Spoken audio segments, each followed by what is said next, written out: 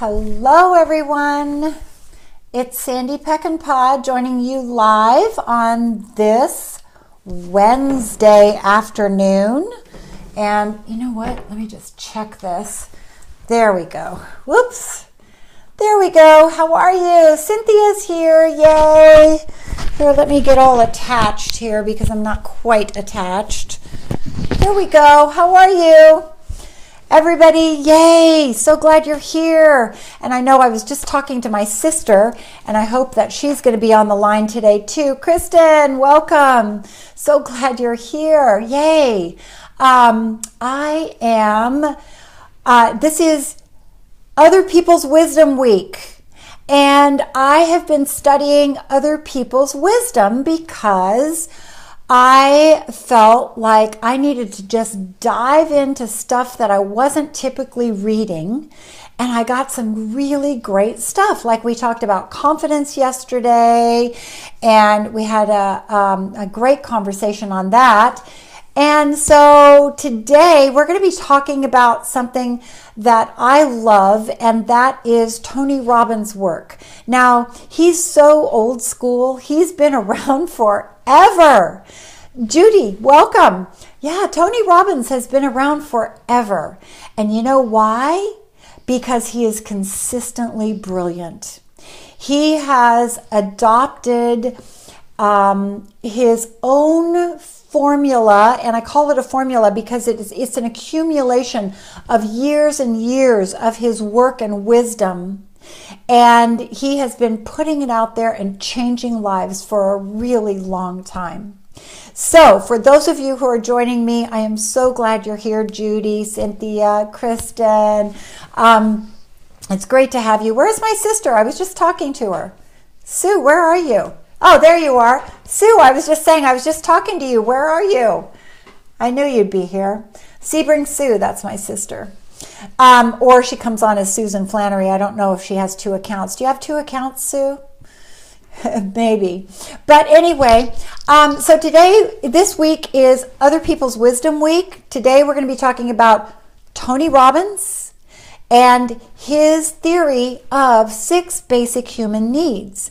Now, I'm going to detail those for you, but I'm also going to get into my own personal viewpoint on those 6 basic human needs because I think they're really critical to understanding why we do what we do and what motivates us. Jessica, so glad you're here. So, what Tony says is that we behave the way we do, and it's because of these 6 basic human needs. He says they're fundamental needs and that everyone has them in common. Now, bear in mind, he's been doing this for a long time. I think he's one of the first self-help people that I ever actually listened to a course of theirs. Now, my mom used to listen to Earl Nightingale in the 60s. Yes, it's cold. I actually have a turtleneck on. My mom used to listen to Earl Nightingale in the 60s, and so if the radio was on, we heard it too. So that was probably my first introduction to self-help, but the next was Tony Robbins. You know, his work came up, and yeah, there were people in between there, but I actually bought Tony Robbins' course in the 70s, I think, or 80s. I can't remember when it was. And I went through his book, Awaken the Giant Within. And you know, he can still get me excited about his concepts. There's a new show on Netflix that he is producing with Netflix, and he demonstrates some of the things that he does. And he's only got 1 episode up there so far, and I keep checking for more. But one of them was very profoundly important for me because he went to the audience, as he does frequently, and he started talking to a young woman, or an older woman, actually not older, because she was probably younger than I am, but she was probably in her late 40s, early 50s, and she was talking about her feelings of inadequacy and how hard it was for her to overcome these feelings of inadequacy. And she just seemed like this helpless, meek person. And my heart went out to her because she seemed almost timid, like a mouse, and frightened. And then they introduced her daughter, and her daughter was in the audience, and her daughter had such disdain for her that it was very evident. And Tony honed right in on the daughter and said, "Why are you so angry with your mother?" And this mother felt years of being beaten down emotionally by her daughter, and the feelings of not feeling good enough. And, we talked about the erosion of confidence. And when you are with a child who doesn't like you very much, your confidence is going to erode. And Debbie, welcome. And there was somebody else that came on, welcome.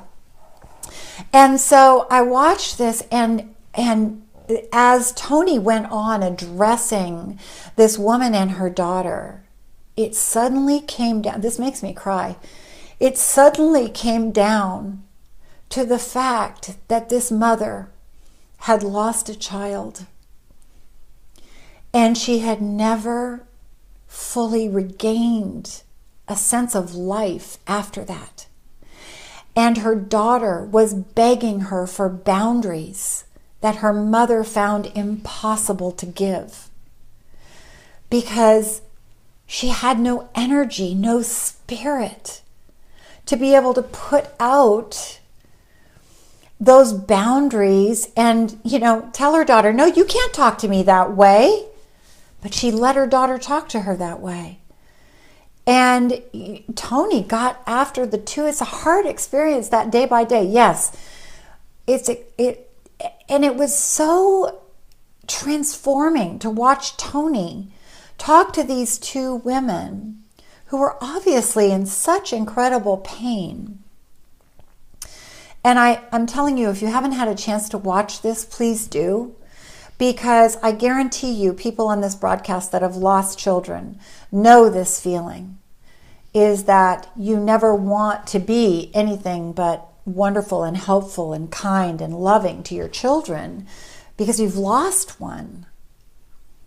The name of it is Tony Robbins. It's on Netflix. It's his show, and I don't know what he calls it, but it's on Netflix. And there's only one episode, and then there's one teaser.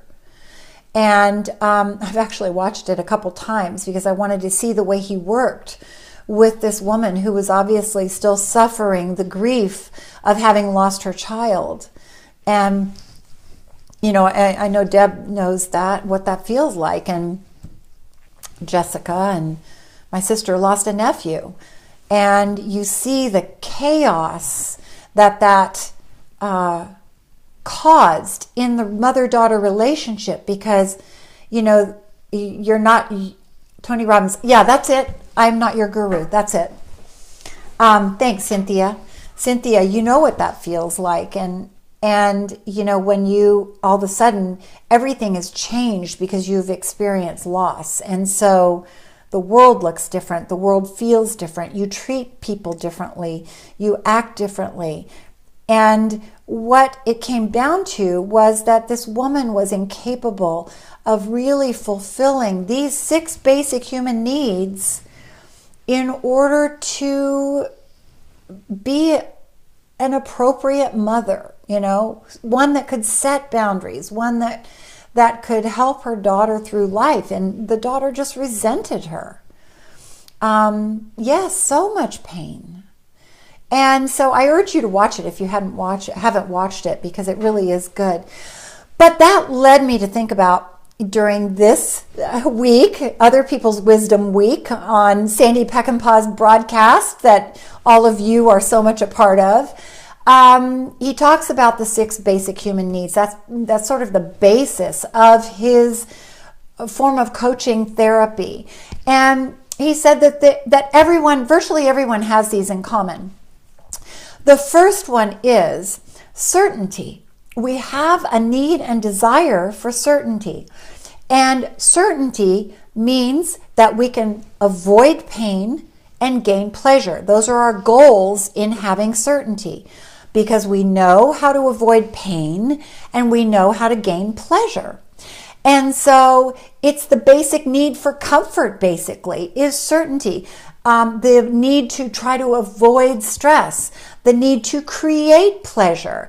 And it's our need, and it's our need for certainty that creates a sort of survival mechanism, and it affects our relationships in life.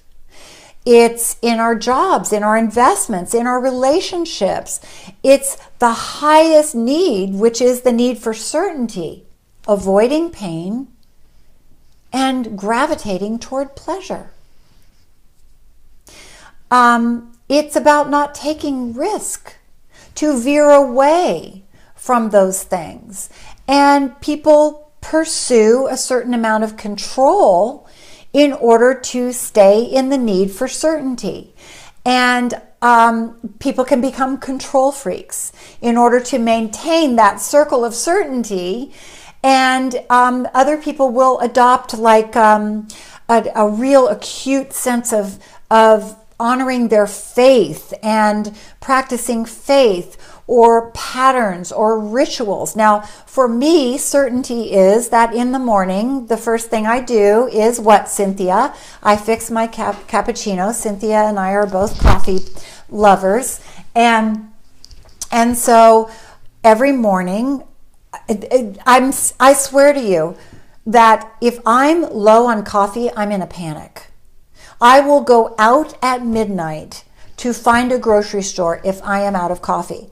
And actually, I'm in a panic if I'm out of Nespresso, because I have my Nespresso machine that my husband gave me 5 years ago. And there's not a day that goes by unless I'm traveling that I don't have a Nespresso. My eyes aren't open before I have my first sip, I know. But that's part of certainty, isn't it? I know that when I wake up, my coffee is very important to me. And as weird as that sounds, that's a basic human need, knowing that your desires are met. Your pleasure, my pleasure in the morning is having coffee. But along with that certainty is also my morning ritual of reading something positive. And for you, it might be, something different than me, but I have a ritual of reading. There's a book called The Book of Awakening by, oh my gosh, I forgot it. Cynthia, you must know that. Oh gosh, I can't remember. The Book of Awakening, and I love his work. He's a poet. So I read that on a daily basis, and then I read the Bible, and then I'll usually have another book by my bed. Now, how long does this take? It might take, Mark Nepo. Thank you. Mark Nepo. I discovered him on the Oprah Winfrey Show, and he has a book where every date is in the book, and he's written an article for every single day. And it's inspiring, and he gives you tips for sort of awakening to that day, new thoughts every day, something to ponder on. And I absolutely love it.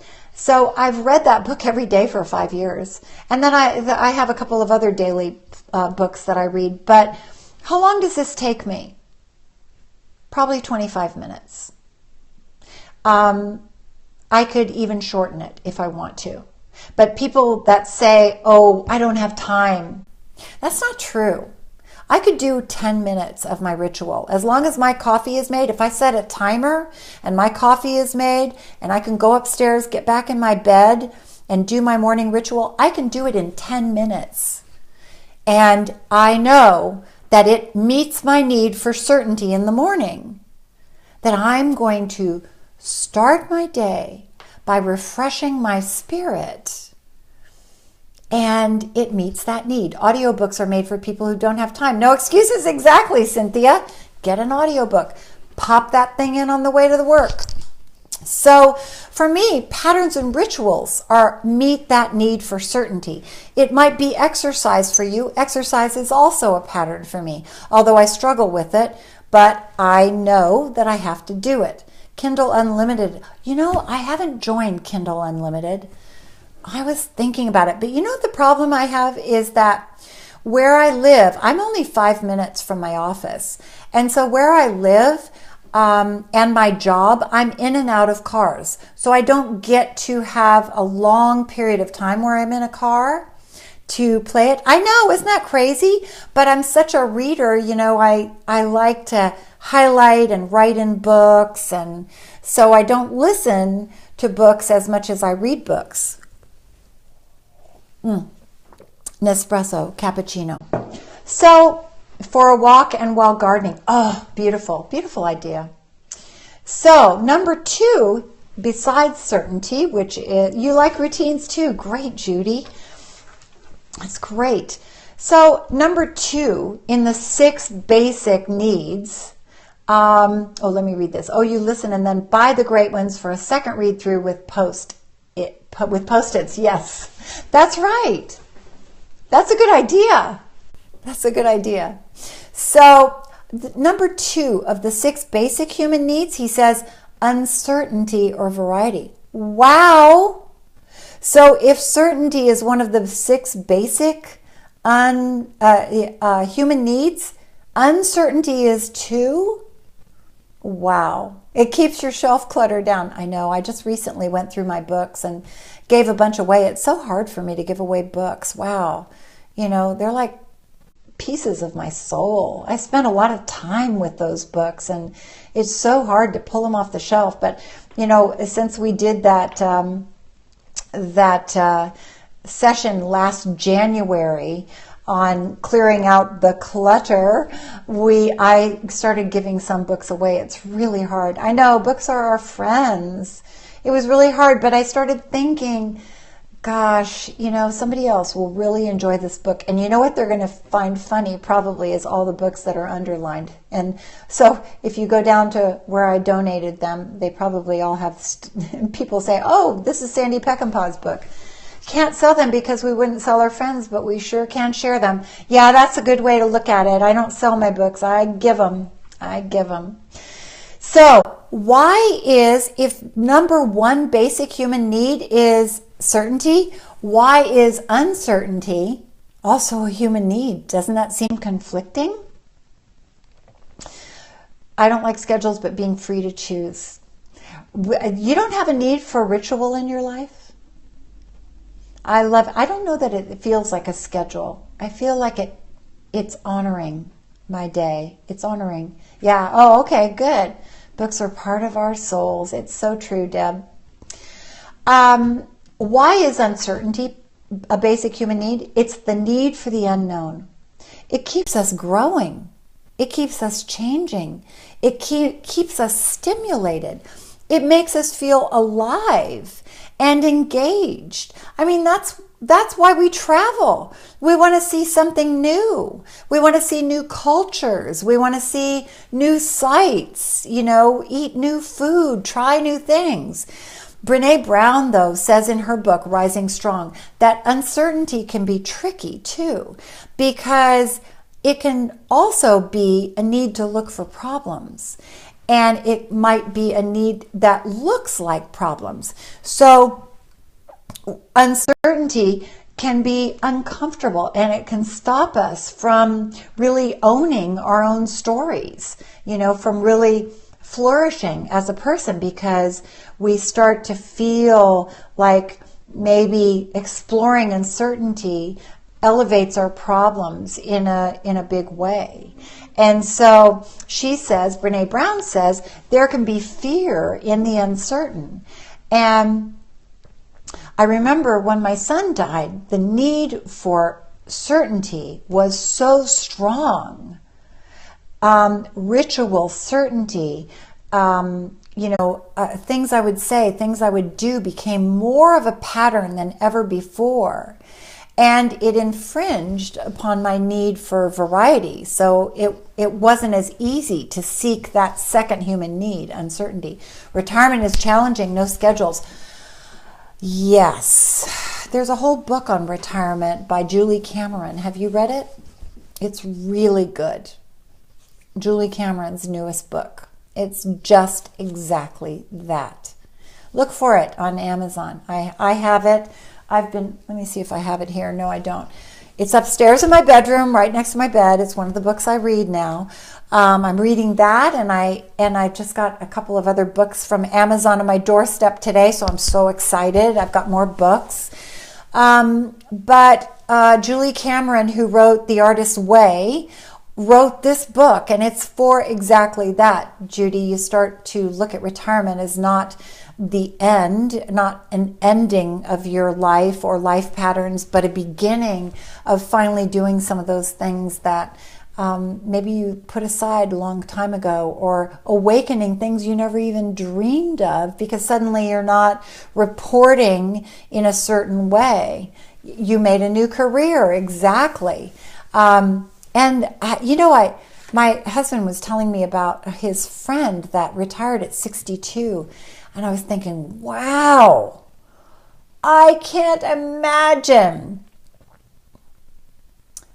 The only way I could accept that would be if I had a second act of a career, golf. Yeah, I would have to do something else because I can't imagine retiring, doing something that I really loved without transitioning into something new. So, that's number 2. Uncertainty variety is a basic human need. Now, number 3, Tony Robbins says, is feeling important, significance, feeling unique, special, or needed, a belief that one's life has meaning and importance. Now, this one was huge for me because significance is what I expand upon in my life, because I want my life to be lived to the fullest potential.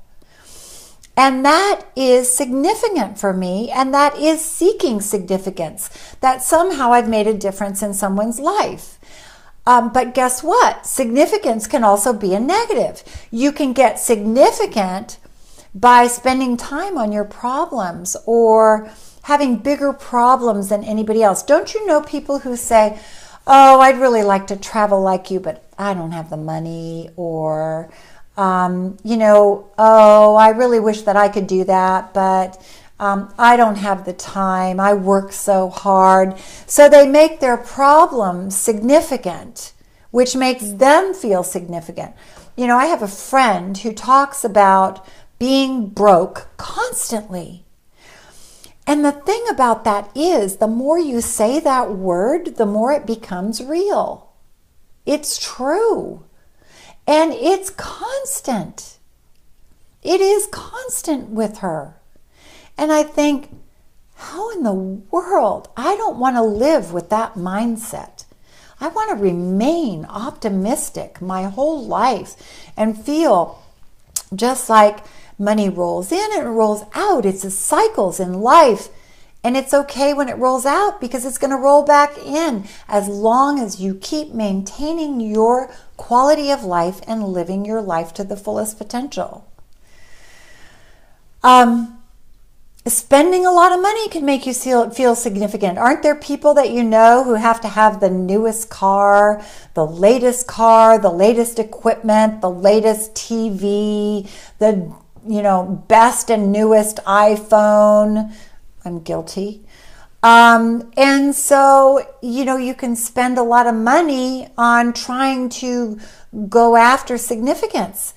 And competition is another way that you look toward trying to be better than anybody else. And so competition can give you a feeling of significance that you wouldn't have otherwise. That's not necessarily a positive thing, because I believe, and you may believe differently, but I believe that relationships are about alliances, not competition.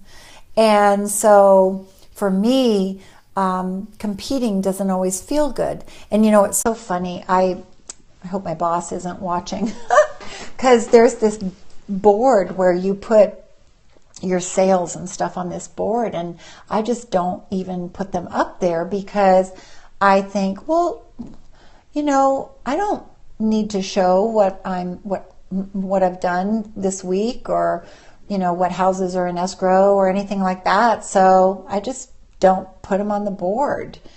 And but I know that he likes it because it makes the office look really strong. And I don't know, I just remember the boards feel shaming. Yes, Cynthia, thank you.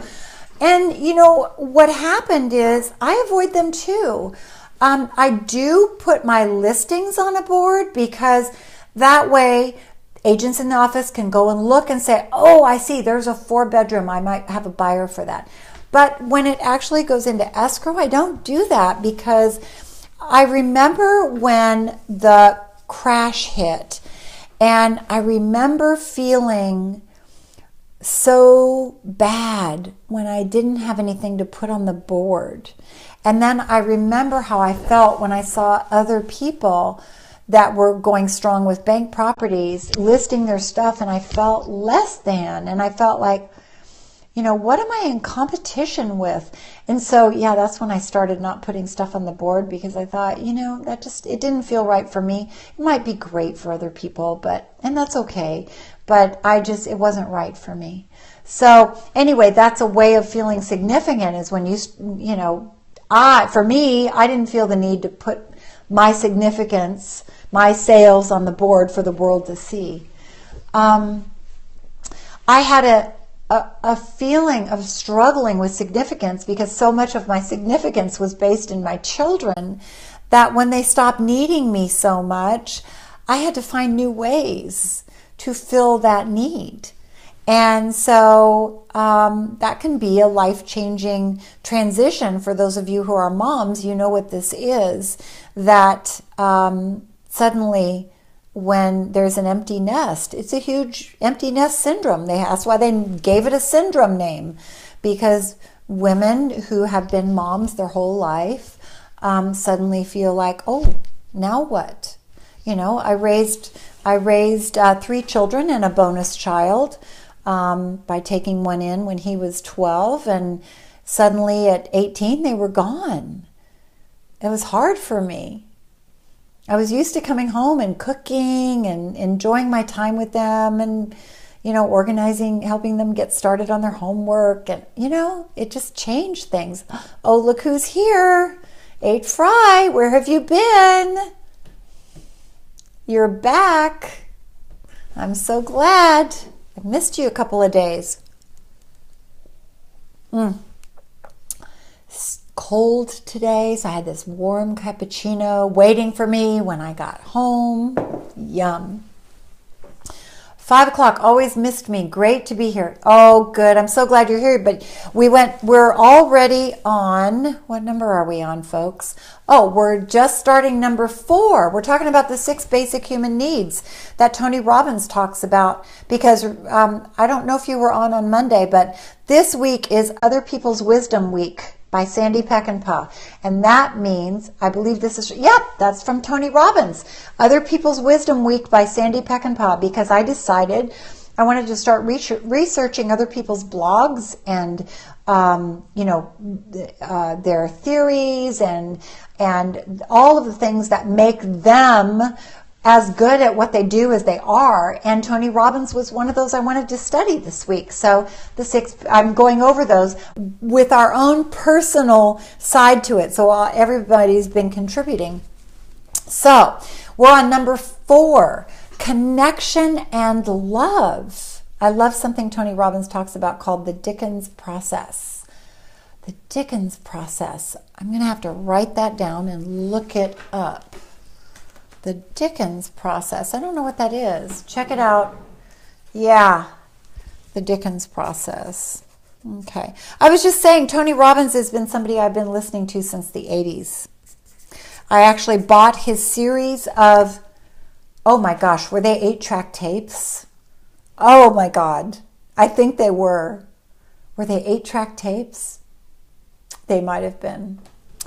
I bought them. And I remember spending $200 on them. They don't give me enough characters to explain, to look it up on YouTube. Oh, okay.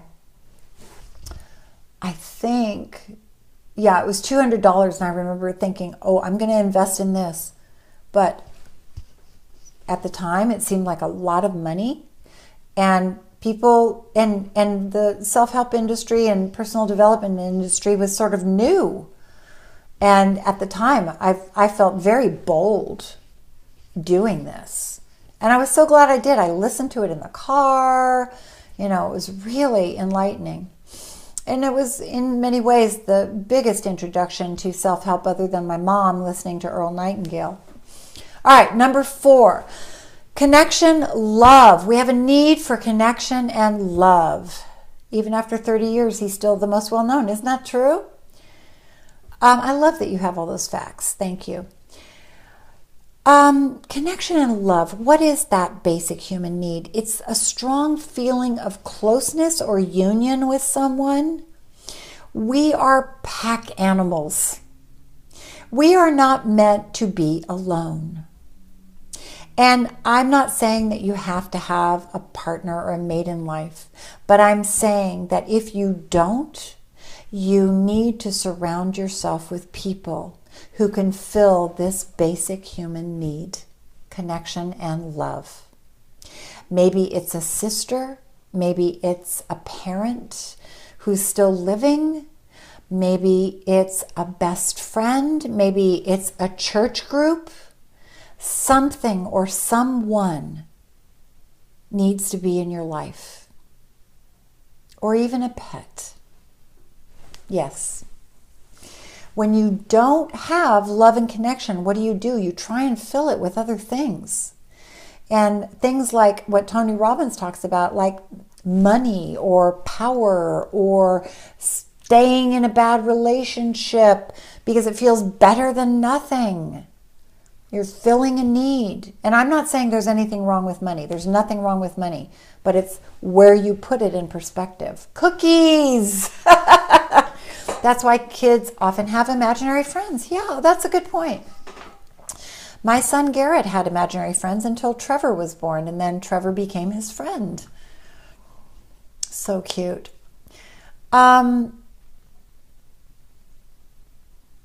Remember that in grief, when you lose someone, it's important that you still maintain that love relationship with them. Fleshy friends are better. Because that's the hardest part in grieving. You think you don't get to have them at all anymore. But in fact, one of the most remarkable things that I discovered over these past 2 decades in having lost my son is that your love doesn't stay the same for them. In fact, it grows. As though they're with you humanly on this planet. You treasure their memories more. You think about things and they make you smile. And so they're very much in your heart. Thank you for the hearts, by the way. They're very much in your heart, although they may be not humanly with you. So remember that your love connection can still be with someone who is gone. And that's okay, as long as it's not the only relationship you have. It's important to get out, to meet people, to talk to people, to see a smile on someone's face reflecting back at you. Those are basic human needs. I've shared before that sometimes as a writer, it's sort of a lonely process, and you can find yourself writing all day. Yes, smiles are beautiful. You can find yourself writing all day and you haven't had human contact. Go out to the grocery store. Get that human contact. Oh, here's my beautiful friend Shavana, just joined. Shavana, we're talking about the 6 basic human needs talked about by Tony Robbins. And I love you, Shavana. I got to go see her office yesterday. I just loved it. Oh, thank you. I got to wear a turtleneck sweater today because it was cold. And you know what, Shavana? that the pictures didn't come through. Could you send me the pictures again? I want to post some pictures of Shavana holding up her book, The Emerging Healer, for all to see. Thank you. So we just finished up on the fourth human need that Tony Robbins talks about, the need for love and connection. Do you have your own copy of Shavana's book? You bet. I have it. Proudly. And Shavana, I was just sharing that sometimes we think that that love and connection is broken in when you've lost someone. But actually, that connection can still stay in your heart. And I was sharing how it surprised me that over the years, my love for my son has grown as though he was here on this earth. And that's something that people don't often recognize. And Cynthia, I wonder if you feel that. I think you do. I think you've written about it. It's so amazing because you give them part of your life still, especially at this time. Last week is the most emotional, I believe. Oh, yeah. Yeah. At this time, Christmas is hard for me. It's the truth. I used to love Christmas. And it's not that I don't love it. It's just that there's a little bit of bittersweet that invades it. I've wondered if I'd lose my love for my dad over the years. Nope, it grows, Shavana. It grows. Yeah. And Shavana's dad died on Christmas Day. Changes Christmas. It doesn't mean that it makes it terrible. It just is different. And so we're entering the Christmas season. And again, I start thinking about it. And my daughter was here this last weekend and we put the tree up. And every year my kids would get ornaments, their own ornaments. And I put Garrett's ornaments up and see them. And boy, do I miss him. Do you think you have a favorite holiday now? Yeah, I actually love Thanksgiving more. Thanksgiving for me is such a delight. I have to honor feelings and leave space for feelings. Yes. That's a good way to put it. So, thank you for these beautiful hearts. They validate me, they validate you, and it's filling a need. My need for significance, because I feel like my life has been significant. I want to share it with you, and it also is part of the human need number 6, which I'll share with you after the 5th human need. Growth. Tony Robbins says if you're not growing, you're dying.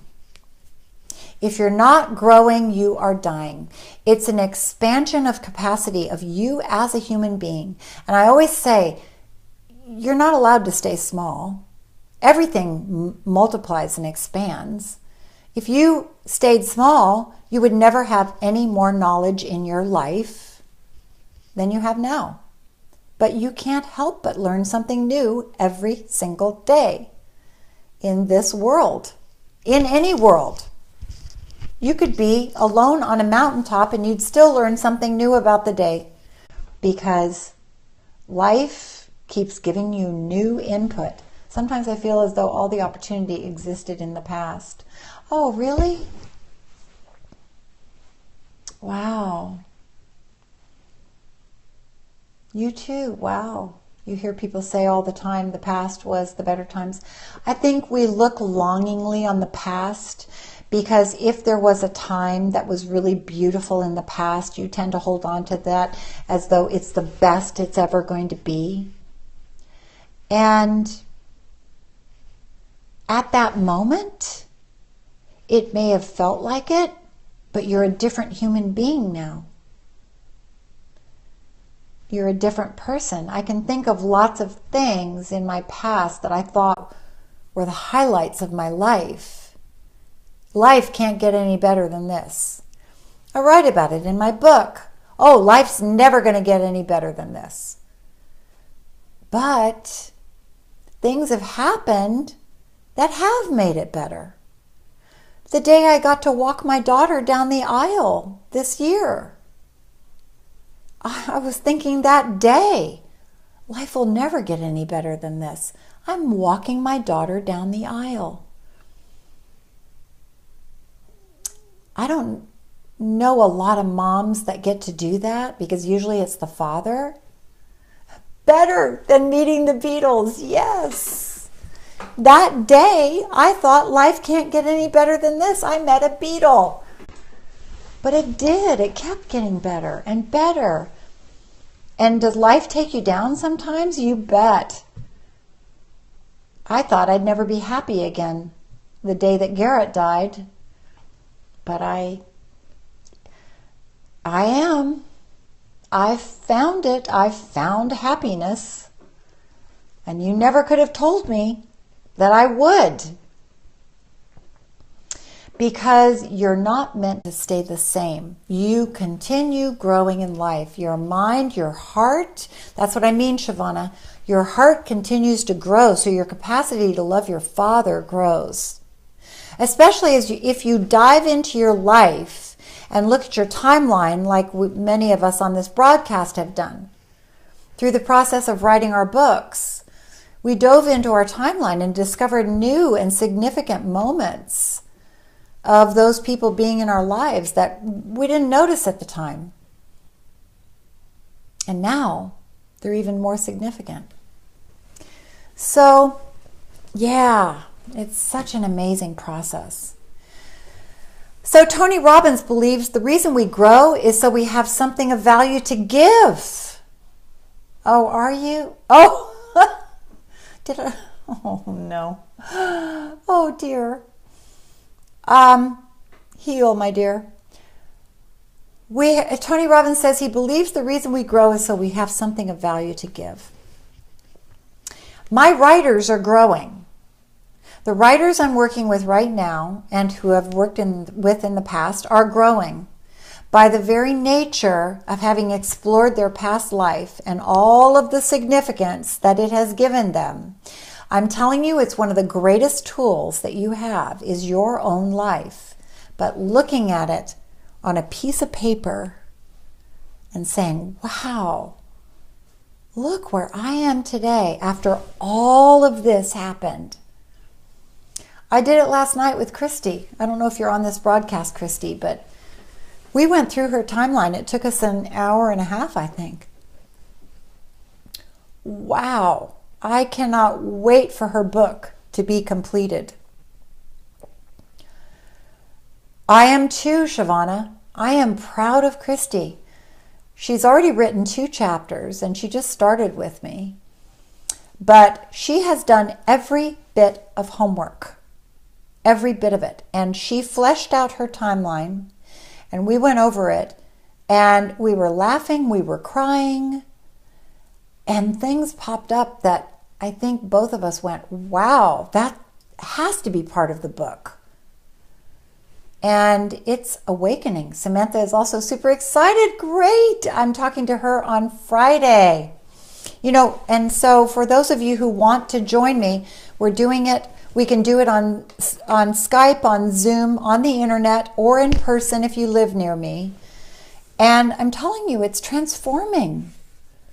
It's absolutely transforming if you have ever thought about doing something like this.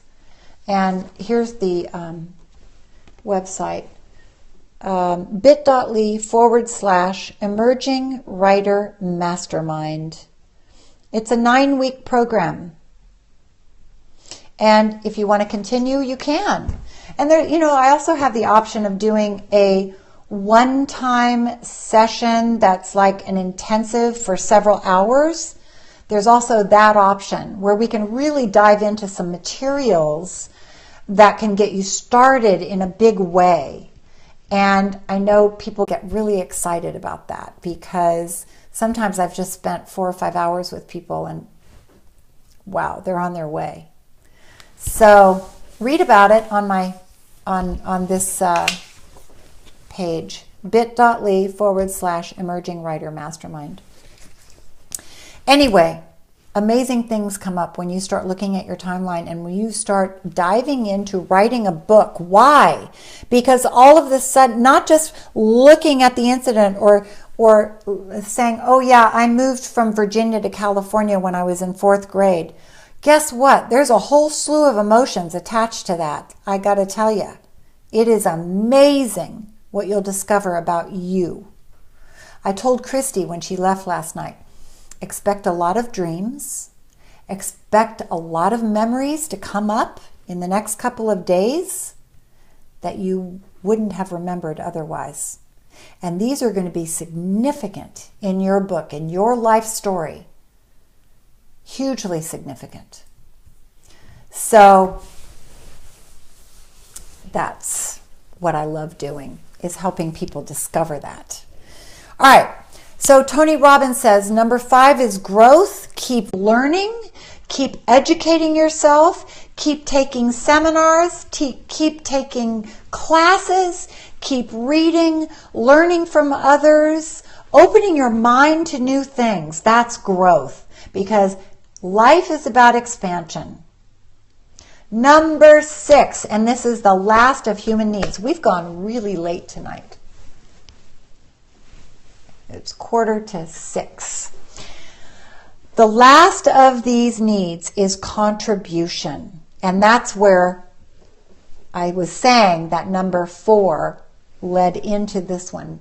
Contribution, a sense of service and focus on helping and giving to others. And there's something so rewarding about finding your passion in life. Like Shavana knew that healing was her passion in life. And her way is she is a therapist. And she also teaches other therapists her theory on therapy. And we had a great discussion about that yesterday. Because I've been in therapy for years. I've had a therapist that I rely on. I don't see her all the time. But when I do, it's profound. It's Shavana's calling. And she lives for it, yes. And she knows that it's her contribution to the world. She feels a sense of service. Does she make money at it? Yes. But we all have to make money. It's not a negative. It's a positive. We can say she is a healer and she makes her living at it. Right? It supports it changes lives. She has found the thing that she can do that changes lives. Would people who live longer need more time on their timeline? Yes, you might need 2 pages instead of 1. There's something really important that I wanted to just tell you about. What was it? Oh, shoot, I just lost it.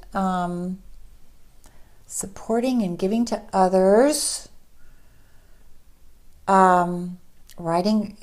Okay, it'll come back. Contribution is a sense of service to others and a focus on helping and giving and supporting others. And for me, writing and doing Periscope is that.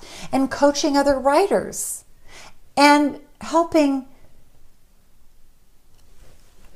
hope. That's what I love to do. Giving hope for alternatives in life. If you're not happy, looking at another way of seeing something. You know, we explored Christy's life. She had some very traumatic things which will come out in her book. But she could look at it from a different perspective today. And she is now looking at it as a way of making a contribution to the world. Thank you, Judy. Bless you. It's her contribution. Writing is my contribution. Coaching is my contribution. Periscope is my contribution. Think about it. It's what we're meant to be doing. We're not meant to be small. We're meant to keep expanding. And if one of our human needs is love and connection, it's connecting with others to give them something that you have to give in a loving way. That's huge. Thank you, thank you, thank you for these hearts. You're getting this. And it was such a miracle when I was reading this and thinking, I get it. I finally get it. Tony Robbins is brilliant. Yes, these 6 human needs are all about growing, expanding, loving, and being of service. Even the need for uncertainty, because it causes us to go outside of our box and look for even greater perspective.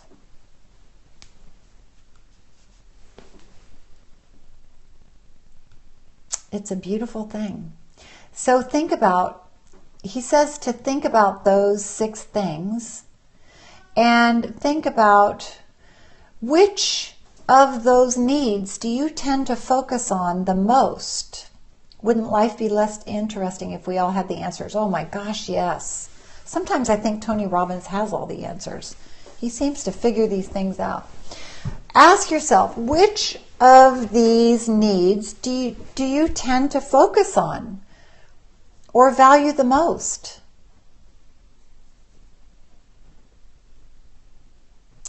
I focus on love. I focus on contribution. And I focus on growth because I love expanding my knowledge. It very much fuels me. So after you figure out which of these needs you tend to focus on and value the most, then ask yourself, what are more ways? They all seem important. Well, he says you have to have all 6 in your life or you're going to be constantly unfulfilled. So if some of these needs are not being met, look at ways that you can start meeting those needs. Because that's important. All of them have to be met for you to be living a fulfilled, happy life. Understanding them helps you lead your life in a lasting and fulfilling way. It's your drive. Like Shavana wakes up excited to make a difference in someone's life. I wake up excited to be able to share this with you and in my writing and in working with other people on their stories. It's exciting.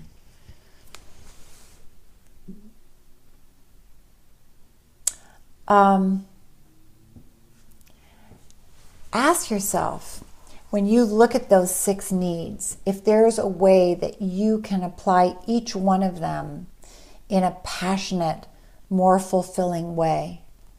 And in 2009, those needs were not being met in my life. It was the beginning for me when my coach said, I want you to write down everything that you have done that was significant in your life for other people. In doing that list, it woke me up to my passionate need to be able to share what I know with other people. And that was when I started writing again, because I had put it aside for many years. Aw, bless you, Judy. That's so wonderful. Thank you. It awakened me to my need not being met of being of service to other people. Because I remembered how great it felt when I wrote my book for my daughter. It was having an impact. It was sharing the beauty of imperfection with other people, making a difference in little kids' lives. And that meant the world to me. And I'd put that aside for a long time. So I urge you, start thinking about your needs that are being met and your needs that aren't being met, and how you can heighten the ones that need to be met more. And boy, Tony Robbins knows what he's talking about, and how imperfections are beautiful. That's right. That's right. That was the whole premise of that book. So, I love you. You met my need to share what I know, to be of service, to grow because I had to read in order to expand my thoughts and be able to share this with you. You were even a bit sad when she had her surgeries. I was, because I fell in love with her just the way she was. 8 Fry, you're so brilliant. I hope I meet you someday in person. So, where are you, by the way? Where do you live? Are you going to tell me? I hope you feel comfortable telling me someday, because you're a significant part of this broadcast. All right, my friends. So, in Oregon, really? Wow, I didn't know that. How about that? Well, will meet you someday. All right, my friends, I hope to meet you all someday, actually. I'm so glad, and most of you I have met on this broadcast. Yeah, maybe. Yay. All right, I like the smiley face. So thank you so much for joining me. I love you, and you are the best, and I may not be here tomorrow because I have a coaching session at 4 o'clock for me personally. I have a coach, and if we're not done, it may go a little bit longer. So hopefully I'll be here, but if not, is it Skype or in person? What? I'm going to meet you in person someday. So, oh, you mean is the coaching? The coaching is on Skype. Yeah, the coaching is on Skype. So, anyway, I do hope that, and in my, that Shavana's right, in my Emerging Writer Mastermind, it can be coaching in person or on Skype or on Zoom. There are many ways we can do this, many ways. And I love it. I love doing it. So, thank you for joining me. You are the best. Yes, that's what I've been helping people write their stories. Shavana has a published book today, and others have published book as a result. That's right. I love it. I love helping people discover their stories. You know, it sort of branched off. I've always sort of helped people write, but it sort of branched out when I published my book, and I also started getting my certification program for grief and for grief recovery specialist. And I learned how much I loved coaching and helping people going through the grief recovery process, and how so much of it was about our personal stories. And that's how I began helping people in that direction. It was just wonderful. No, I'm not in Tucson. I'm in California. Oh, did I study grief recovery in Tucson? No, I studied grief recovery at the Los Angeles Grief Recovery Institute. It's a good one. My coach she lives in Michigan, and we go online. No? Oh, am I confused? I'm confused. What, Judy? In Tucson? What's in Tucson? Coach in Tucson? Didn't you share her name once? Yeah, Bonnie Frank.